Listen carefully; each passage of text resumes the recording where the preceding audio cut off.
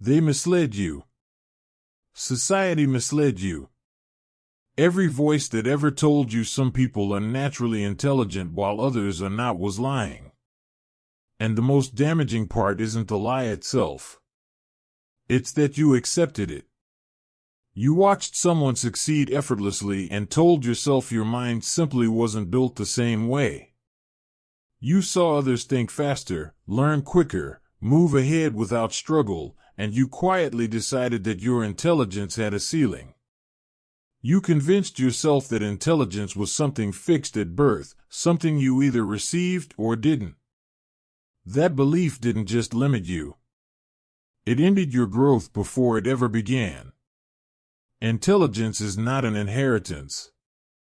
It's construction. It's something built intentionally, aggressively, over time. Machiavelli understood this long before modern psychology ever caught up. Power, he knew, is never gifted. It's taken by those who sharpen themselves enough to claim it. The same principle applies to the mind. Those in control don't want you to realize this because the moment you understand your thinking can be refined like a weapon, you stop being easy to manage. You stop reacting blindly. You stop following scripts written for you.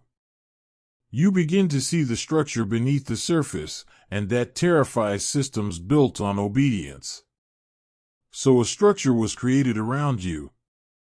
One designed to keep you comfortable, entertained, and average. You were taught that intelligence could be measured by scores, certificates, and titles. You were rewarded for repetition, not insight. For memorization, not clarity. You were conditioned to believe that compliance was intelligence. But it never was. Real intelligence is precision. It's the ability to notice what others overlook. To read intent before words are spoken. To move deliberately through confusion while everyone else stumbles. And this kind of intelligence is not rare. It's simply undeveloped. You can begin developing it right now. But first, you have to choose it. That choice changes everything. Because once you commit to clarity, you can no longer be comfortably controlled. You become difficult to deceive. And that's where this path begins. Number 1, destroy the myth that intelligence is fixed. The first lie must be eliminated immediately. You were taught that intelligence is genetic, that your mental capacity is decided at birth, that some people are simply born sharp while others must accept whatever they were given. This idea wasn't created to explain reality. It was created to manage you. When people believe their intelligence is fixed, they stop pushing against limits. They stop questioning. They stop trying to grow beyond their assigned position. A mind that believes it cannot expand becomes obedient by default. This belief survives because it's useful.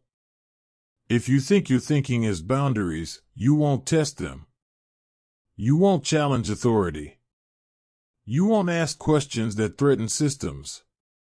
You'll accept your role quietly and call it realism. That's exactly how control works.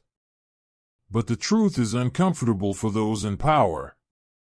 Every mind that has ever reshaped history was built deliberately. No one arrives fully formed.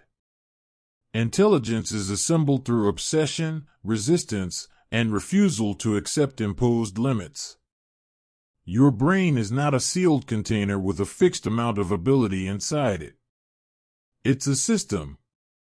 And systems evolve. Right now, most people operate on default settings installed by culture, reinforced by institutions, and protected by comfort. Those settings make behavior predictable. Predictable people are easy to guide, easy to exploit, easy to replace. But defaults can be overwritten. When you recognize that intelligence is expandable, your relationship with information changes. You stop consuming passively and start engaging aggressively. You don't just hear ideas. You dissect them. A passive mind memorizes. An active mind interrogates. Passive minds repeat conclusions. Active minds rebuild them. The difference is everything.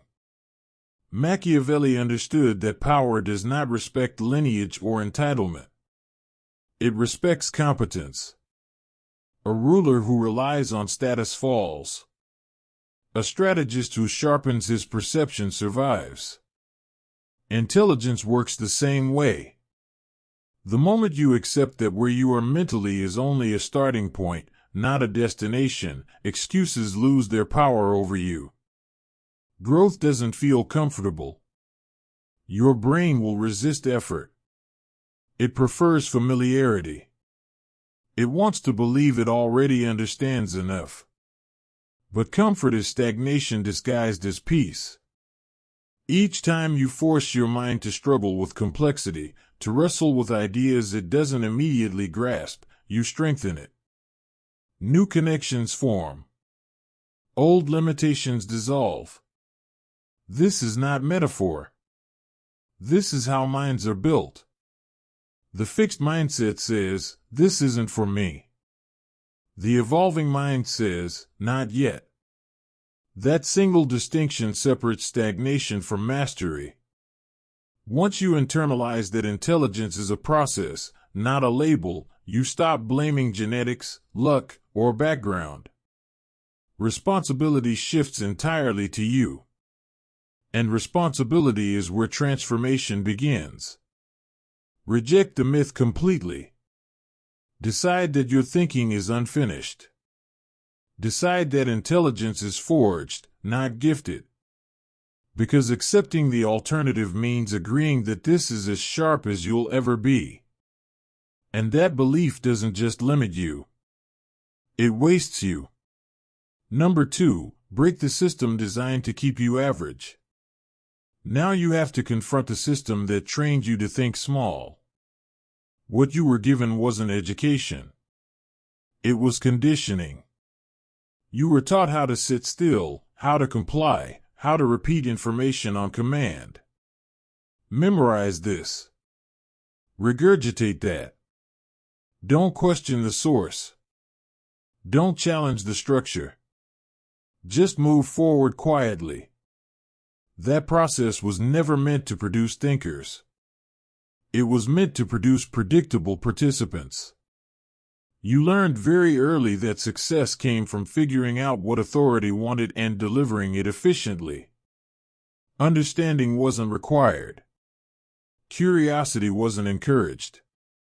Independent thinking was often punished.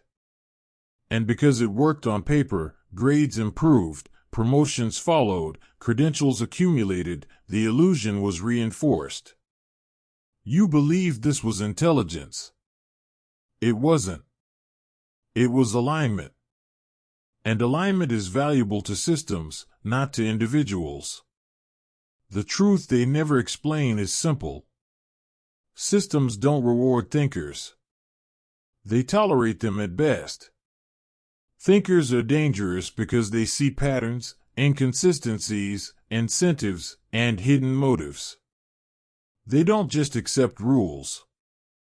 They examine who benefits from them. Machiavelli recognized this centuries ago. Power structures require predictability. They rely on people staying within lanes, following scripts, trusting appearances. The moment someone starts thinking independently, that predictability collapses. Real intelligence is not measured by degrees or test scores. Those measure how well you conform. Intelligence is the ability to see through the game itself. To understand why people behave the way they do. To recognize manipulation while it's happening. To choose responses instead of reacting automatically. None of that is taught in formal systems because it threatens the system's stability. Look around. Most people are living on autopilot. They repeat inherited routines without reflection. Wake up. Work. Consume. Sleep. Repeat. Goals are borrowed. Definitions of success are recycled. Very few people stop to ask whether the path they're on was ever chosen consciously, or whether it was simply handed to them because it was convenient and familiar. Breaking the system doesn't mean rejecting society or abandoning responsibility. It means reclaiming authorship of your thinking. It means questioning assumptions that everyone else treats as truth. It means refusing to let external structures define your intelligence or your worth. The system rewards those who blend in, who don't disrupt, who don't challenge narratives. But blending in slowly erodes potential. If you want clarity and power, you cannot think like the crowd. You must be willing to pursue understanding even when it isolates you. Even when it makes you uncomfortable. Even when it costs approval. Average minds follow momentum. Exceptional minds pause, evaluate, and choose deliberately. So step outside the script mentally. Stop allowing institutions to tell you what intelligence looks like. Build your own framework. One designed for awareness, not obedience. Growth, not compliance. Control over your thinking instead of control over your behavior. That is how you move from being managed to being self-directed. Number 3, question everything without fear. This is where discomfort begins. If you want to develop real intelligence, you have to place everything under examination. Your beliefs. Your assumptions. The values you inherited. The goals you were told to chase. Most people never do this. They adopt a worldview early and spend the rest of their lives defending it, not because it's true, but because it's familiar. That isn't intelligence. That's conditioning. Real intelligence starts the moment you stop accepting ideas simply because they feel safe or widely accepted. You begin asking a dangerous question: is this actually true, or have I heard it repeated so often that it feels true? Machiavelli operated from this exact mindset. He ignored how power was supposed to function and studied how it actually worked. He abandoned moral storytelling and observed reality directly. That choice made his thinking clearer than those who preferred comfort over truth. Question authority, not with hostility, but with precision. When someone presents something as fact, ask how they know. Ask what evidence supports it. Ask what would disprove it. You'll quickly discover that many people have never examined the ideas they defend. They borrowed them. They memorized them. They never tested them. Credentials do not guarantee correctness. Experts are influenced by incentives, reputation, and bias. Their knowledge deserves evaluation, not worship. Intelligence does not come from rejecting expertise blindly, but from examining reasoning independently. When you stop outsourcing your thinking, clarity begins to form. Apply the same pressure to social norms. Why is success defined the way it is? Why do most people chase identical outcomes on identical timelines? Why is deviation treated as failure? Very few stop to ask these questions because conformity feels safer than uncertainty. But safety breeds stagnation. When you question deeply, something shifts. You stop being easy to manipulate. You stop accepting surface explanations. You begin seeing incentives, power dynamics, and hidden motives beneath behavior. Intelligence isn't about collecting facts. It's about cutting through noise until only what matters remains. Questioning does not mean becoming cynical. It means becoming honest. It requires the ability to revise beliefs when evidence changes. Weak minds protect beliefs at all costs.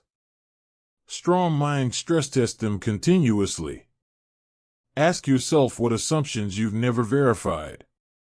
Ask what you would need to see to change your position. If you can't answer, you're not holding beliefs. You're holding dogma. Machiavelli paid a price for this clarity. He was misunderstood, attacked, and labeled dangerous because he challenged accepted narratives about virtue and power. But history validated his thinking. Real clarity often isolates before it liberates.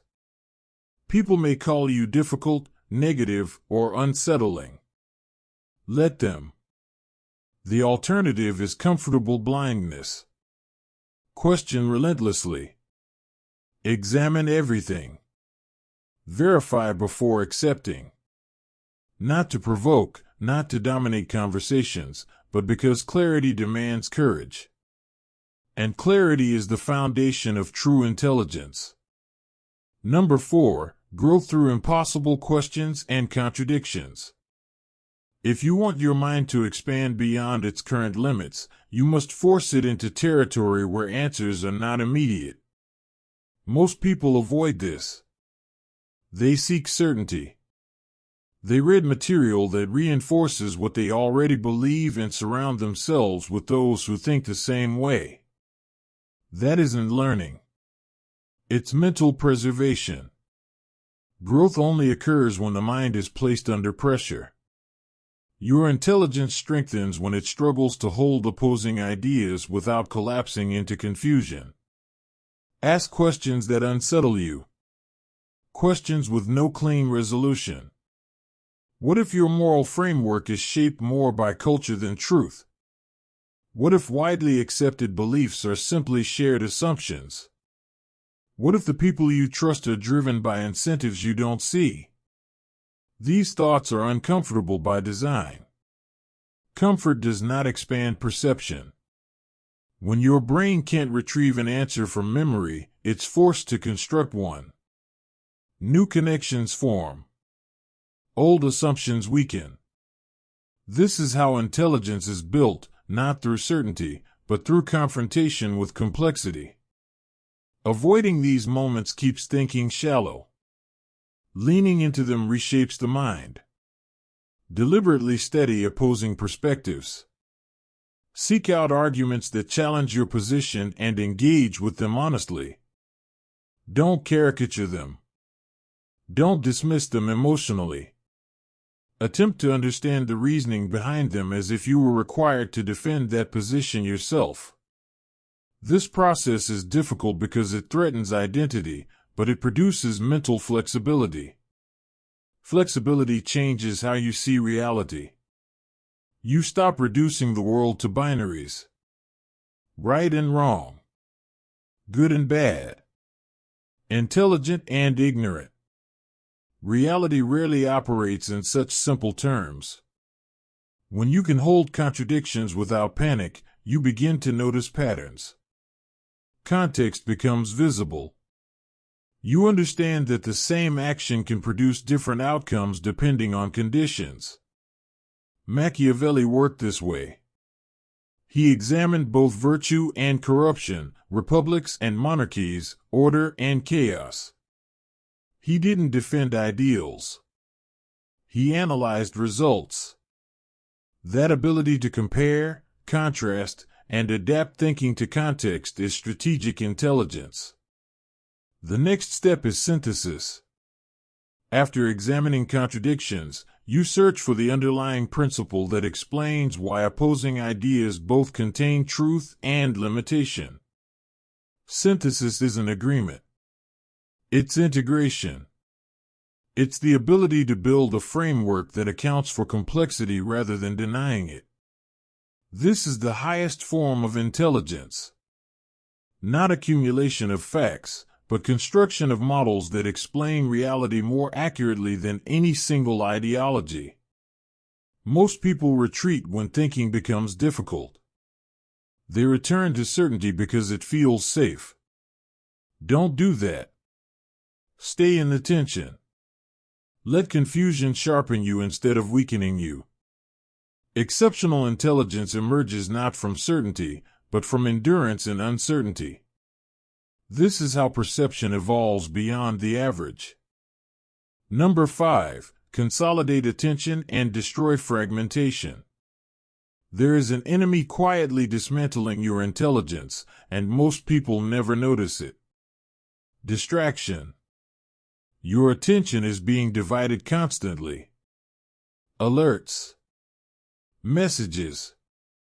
Endless streams of information competing for your focus. Each interruption pulls your mind apart until sustained thought becomes impossible. And without sustained thought, intelligence never deepens. Deep thinking requires continuity. Ideas need time to develop, connect, and mature. When attention is fractured, thinking becomes shallow. You skim instead of understand. You recognize words without grasping meaning. A fragmented mind cannot perceive patterns, only noise.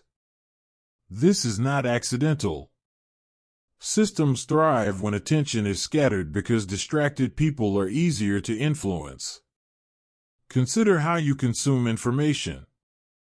You scroll rapidly. You glance at headlines.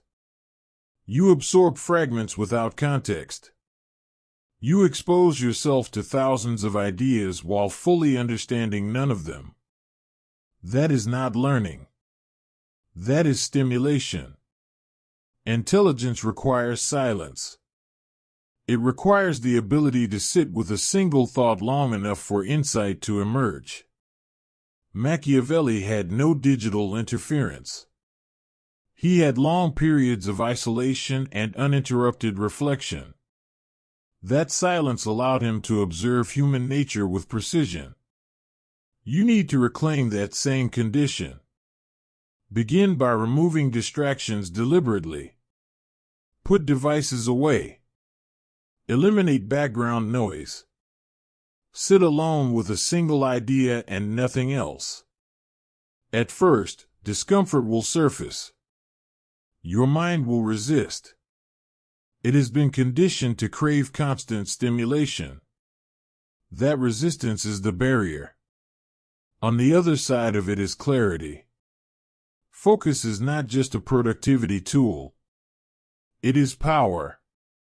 When you can direct your attention fully and for extended periods, you see connections others miss. You develop depth instead of surface familiarity. This is the difference between memorizing information and understanding systems.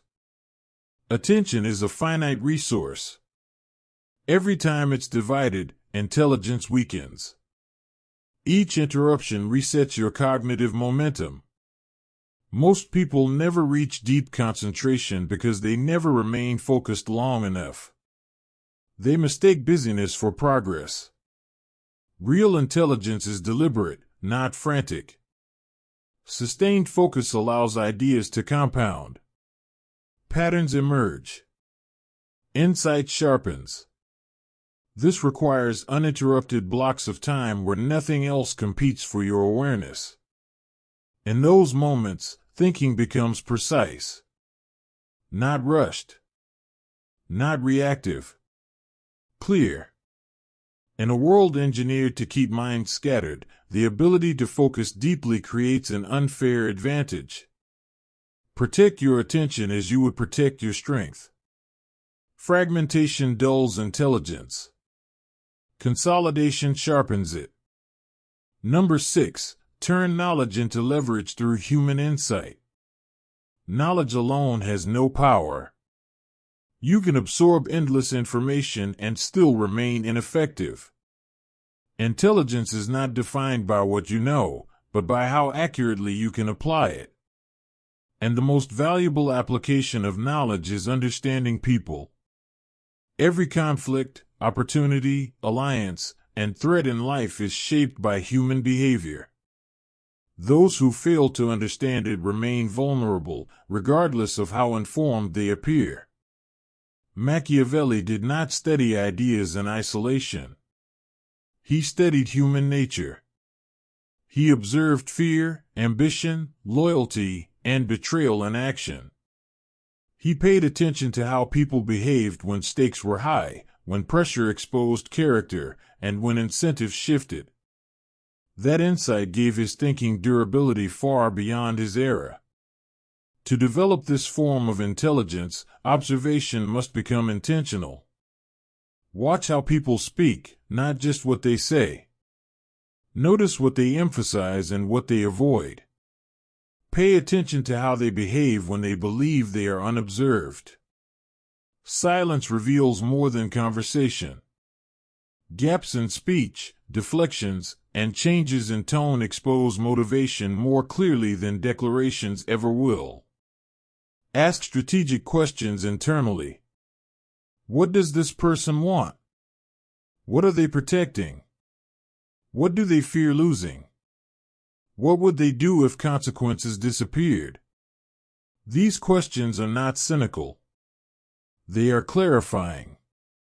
When you understand a person's incentives, behavior becomes predictable. Predictability is leverage. Most people are performing.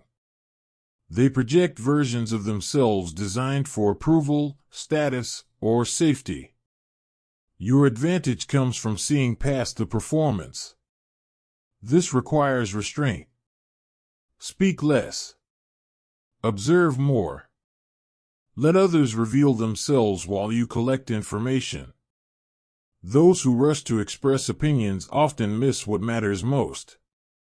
Behavior under pressure exposes truth.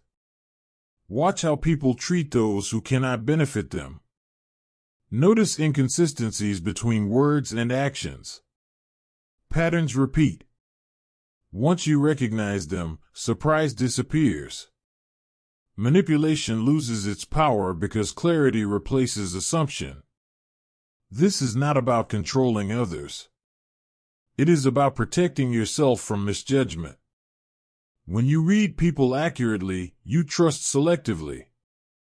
You disengage early from harmful dynamics. You invest time and energy where it actually compounds. Intelligence becomes efficient instead of reactive. When knowledge is applied to human behavior, it transforms into strategy. You stop navigating blindly. You anticipate reactions. You choose positioning carefully. You understand where real influence exists and where it is merely performative. This is how intelligence becomes practical power. Not through dominance, but through awareness. Not through manipulation, but through clarity. Those who see people clearly are rarely fooled, rarely surprised, and rarely controlled. Number 7. Establish mental sovereignty. This is the point where control shifts completely into your hands. Mental sovereignty means your thinking is no longer governed by approval, fear, or pressure. No one can shame you into silence. No one can flatter you into agreement. No one can threaten you into compliance. Your conclusions are formed privately, based on observation and reason, not audience reaction. Most people never reach this state. Their thoughts are crowded with external voices. What will they think? What if I'm wrong? What if this costs me acceptance? These questions shape decisions before reality is even examined. That is not thinking. That is negotiation for approval. A sovereign mind doesn't negotiate with fear. Machiavelli understood this principle deeply. He wrote that a ruler must be willing to act against appearances when circumstances demand it. Not out of cruelty, but because reality does not bend to moral performance. Your mind works the same way. If your thinking requires applause, it isn't independent. It's rehearsed. Mental sovereignty begins with detachment from validation. When you speak, stop scanning reactions for confirmation. When you form an opinion, don't dilute it to maintain comfort. Say what you see, Let disagreement exist. You are not responsible for managing other people's emotions. That responsibility weakens clarity. Emotional independence is power. When approval is removed from the equation, perception sharpens. You can walk away without guilt. You can hold positions without defensiveness. You can revise your thinking without humiliation. This stability is rare because most people are emotionally reactive, pulled in every direction by external pressure. A sovereign mind is difficult to manipulate. If you don't crave acceptance, flattery loses effectiveness. If you're not afraid of being wrong, shame has no leverage. If comfort is not your priority, convenience cannot trap you. Control collapses when there is nothing to grab onto. Most people move through life as passengers in their own minds. They absorb beliefs unexamined, react emotionally without awareness, and follow impulses without reflection. Mental sovereignty reverses this. You choose beliefs based on evidence, reactions based on values, and actions based on strategy. This level of self-mastery creates stability. You don't fracture under pressure. You don't chase consensus. You listen, evaluate, and decide independently. Others may try to provoke, guilt, or intimidate you into alignment. Let them try. Sovereignty does not require resistance. It requires immovability. This is what strength of character truly means. Not moral performance, but clarity under pressure. When your mind belongs fully to you, you stop being a piece in someone else's game. You begin operating from intention instead of reaction. And from that position, everything changes. Number 8. Into the abyss of clarity. This is the part no one prepares you for. When your intelligence sharpens, when perception clears, when you truly begin to see how people and systems operate, something changes permanently. You lose illusions. And once illusions are gone, they do not return. This is what I call the abyss of clarity. It is not dramatic. It is quiet. And it is lonely. As clarity deepens, you begin to notice how much of life is performance. How often words are rehearsed. How many relationships are transactional. How many beliefs are inherited rather than examined. You see how much of society operates on shared pretending, and that awareness creates distance. Not superiority. Distance. Because you can no longer unsee what has become obvious. Most people avoid this stage. They sense the discomfort approaching and retreat into comforting stories. They want heroes and villains, fairness and guarantees, effort always rewarded, intentions always honored. Clarity removes those comforts. You begin seeing people as they are, not as you hope they will be. You recognize patterns early. You sense outcomes before they arrive. And you learn that warning others rarely changes anything. This awareness isolates you. Conversations feel shallow. Repetition becomes exhausting. You watch people walk directly toward consequences you can already see forming. When you try to explain, you sound pessimistic or detached. You are neither.